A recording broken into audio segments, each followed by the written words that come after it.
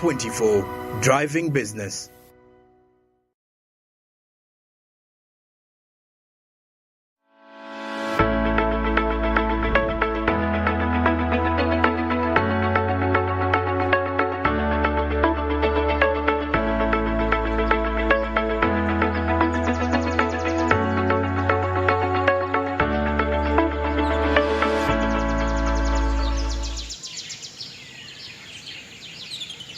Many thanks for sticking around to Smart Means Business. Good morning. Let's head to Karibu, East Africa, where we start with Kenya Power. According to the latest reports, the energy sector in Kenya Power has lost 2.1 billion Kenyan shillings in the 15% tariff discount, which it did implement last year, as other state-owned firms in the electricity sector refused to lower their charges as agreed with the government. Now, besides that, the revenue loss has been disclosed by the Auditor General in his report on the electricity distributors' financial statements for the year ended June 2022. Besides that, the Kenya Electrical Generation Company, KenGen, and the Kenya Electricity Transmission Company Limited, KETRACO, and the Geothermal Development Company Limited were the companies that were to reduce their billing to make the tariff cut a reality. Now, besides that, KenGen denied Kenya Power the largest discount of around 1.75 billion Kenyan shillings in its billing. A separate audit of the power producers' accounts has revealed. Now, the national government spent heavily to implement the tariff reduction, according to the Kenya Power report. And furthermore, the state disbursed a total of 7 billion shillings to the electricity distributor to support the initiative, which was designed to offer financial relief to consumers. The Auditor General added that this amounts to a breach of the agreement, and this opens possibility of Kenya Power claiming the amount from the electricity producer. Now, failure to collect the amount, which will see Kenya Power suffer loss from the policy that was designed to offer financial relief to consumers, and which was implemented by the previous administration. Also, on the other hand, the 2.1 billion Kenyan shillings discount withheld by the state-owned firms has exposed Kenya Power to a wider liquidity gap, with the utility liquidity position deteriorating in the same review period. Given the revenue hit from the subsidy on the electricity tariffs, the government ended the initiative at the end of December 2022 on the recommendation of the International Monetary Fund. Now, the January tariff the January tariff cuts had resulted in an annual loss in revenue of 26.3 billion Kenyan shillings, leaving Kenya Power with a negative working capital of 47.8 billion Kenyan shillings at the end of June 2022, albeit an improvement from a 69 billion Kenyan shillings as of June 2021. So, furthermore, Kenya Power did lose 2.1 billion Kenyan shillings in that 15% tariff discount that they had apparently implemented in 2022. But on the other hand, also other power state-owned firms, especially those in the electricity sector, refused to lower their charges as agreed with the government. And besides that, the East African community exports have now soared to 7.9 billion as of 2021 is reports in regards to the other details from Karibu, East Africa. Now, the exports from the East African Community bloc to the African continent in the latest report that was revealed have apparently increased and soared to $7.9 billion in 2021, in spite of the COVID-19 impact. And they comprise of a 42% share, that is of the region's total exports of goods to the world, which was a total of $18.7 billion during the same period. So the 42% belong to the exports within the continent. Now, the top East African community exports to Africa included precious stones, coffee, tea, cement, animal fats. There is the mineral oils and iron plus steel. This was revealed in Kigali, Rwanda last week during a private sector sensitization workshop on the African Continental Free Trade Area. It was organized by the East African Business Council, an apex body of private sector associations in collaboration with the German aid agency and then GIZ as well. Now, during the event, the East African Community, the East African Business Council Director John Bosco Kalisa revealed that intra-Africa goods intra-African goods exports reached 82.2 billion US dollars in 2019, and he furthermore urged South Sudan to ratify the African Continental Free Trade Area Agreement with the rest of the partner states. Tanzania, Uganda, then there is Kenya, then there is Burundi, Rwanda, and the DRC. Then also there was a sensitization workshop which brought together 30 businesses in Rwanda who learned about the African Continental Free Trade Area, trading goods protocol and its annexes. Now, there are, among others, the rules of origin, there is tariff concession and the implications of the non-tariff barriers in the East African Community bloc. Now, Kalisa also was quite categorical that the private sector players were the main implementers of the continental trade impact. Governments, he furthermore explained, have been tasked to facilitate trade and the investments by putting in place a conducive environment for especially those who are within the entire value chain. Now, the East African bloc exports of Africa, according to the report that was released for 2021, steadily increased, which goes back to a lot of the kind of implementation which is being fostered by the East African Community member states presidents. But besides that, this represented 42% of the exports out of the region going across the continent, with the 58 running off to the entire world or to the global scale in regards to the same space coming in this morning. Now, lastly, for Karibu East Africa, the East African Community Business Council plans to reach a $15 billion in intra-trade in 2023. So, according to the chairperson, Angelina Ngalula, they're very optimistic that the inter-region trade could hit $15 billion in 2023. That is thanks to the prevailing political goodwill. Now, the political goodwill saw the elimination of non-tariff barriers impeding inter-regional trade, such as the relaxation of the COVID-19 restrictions and the admission of the DRC Congo into the EAC, driving inter-regional trade sites. The East African Community, fresh data shows that the East African Community trade accounting for imports and exports in the 7 East African Community partner states grew from 13% in 2019 at a value of $7.1 billion to 15% in 2021 at a value which is running to $9.5 billion.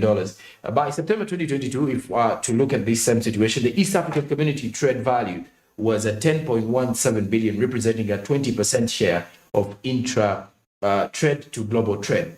There is also statistics, the official statistics that indicate that the East African community total trade with the rest of the world stood at $62 billion in the period, which is under review. Now, 7 out of the 10 East African Business Council policy priorities were adopted in the communique of the East African Community Council of Ministers on Common Market Protocol. Yet another breakthrough was the adoption of 35% as the fourth band of the East African Common External Tariff, that is the CET, by the East African partner states. East African Community partner states was implemented. Now, indeed, since July 1st, 2022, imports of goods such as meat, furniture, and textiles from the non-East African Community countries have been attracting a tariff of 35%, according to Ngalula, stressing the idea behind this is to protect the local production and spur regional industrialization in the long run. It is understood that, according to the East African Community Common External Tariff,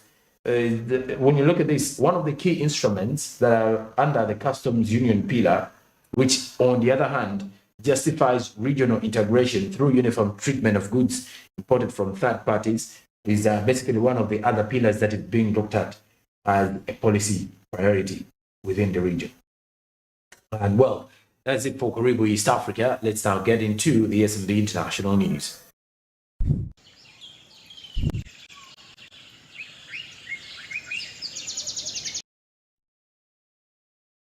For the international news, the Italian Prime Minister Giorgia Meloni arrived Sunday in Algeria for a 2-day visit as the two nations took on a build-up to at least strengthen the strategic partnership as Italy now works to further wean itself off the Russian energy with help from the gas-rich North African country. Now, Algeria state television announced Meloni's arrival with neither photos nor fanfare.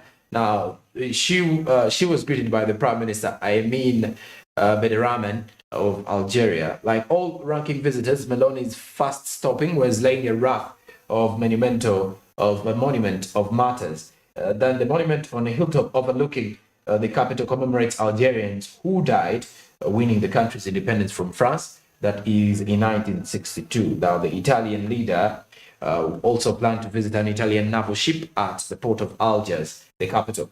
Now, Algeria has replaced Russia as Italy's #1 energy supplier, and Rome is looking to boost that partnership. However, topics such as naval construction, cars, and startups were said to be on Meloni's agenda, a sign that the two countries might deepen their cooperation.